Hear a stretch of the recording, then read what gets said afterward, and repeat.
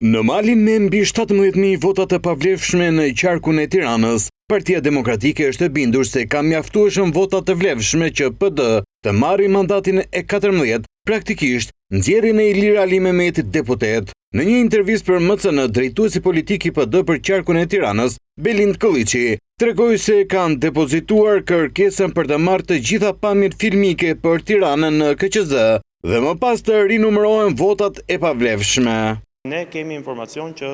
është ndërhyrë në procesin e numërimit të votave, ka padur parregullsi dhe do duam të administrojmë të gjitha pamjet filmike për çdo vend numërim në qarkun e Tiranës. Thënë këtë, unë jam shprehur dhe personalisht në raport me votat e pavlefshme, të cilat nëse bëhet vetëm një numërim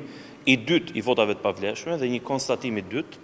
flitet për rreth 17.200 vota në qarkun Tiranë. Unë jam i bindur që aty do të gjenden mjaftueshëm vota në favor të subjektit Partia Demokratike për të marrë edhe në këtë masakër që ka ndodhur, për të marrë të paktën mandatin e 14 në Tiranë, që është mandati i Ilir Ali Mehmetit. Sipas Kolliçit, fenomeni trenit bulgar dhe fletat me ngjyra të ndryshme të konstatuara nga numëruesit për të cilat u procedua me dy standarde nga partia në pushtet, kanë ndikuar në heqjen e mandatit të 14 në Tiranë. Ka vota që mund të kenë shkuar edhe në parti tjera të vogla, ka vota që kanë qenë të pavlefshme dhe kanë shkuar në favor të forcave tjera për të ulur rezultatin e Partisë Demokratike. Unë kam denoncuar personalisht fenomenin e votave me ngjyrë ndryshe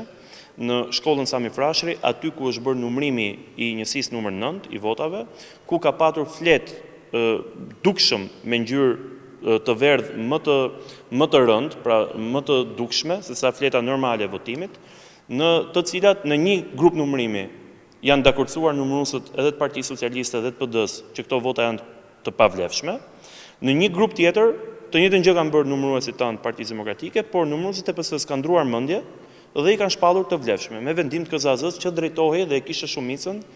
Partia Socialiste. Pas ndërhyrjeve politike që unë i kam denoncuar live në media që po ndodhnin në ato momente dhe telefonatave që vinin nga funksionar lartë Partisë Socialiste. Nga ana tjetër, drejtuesi politik i Tiranës paralajmëroi se do të kërkojmë pavlefshmërinë absolute të rezultatit për qarkun e Tiranës.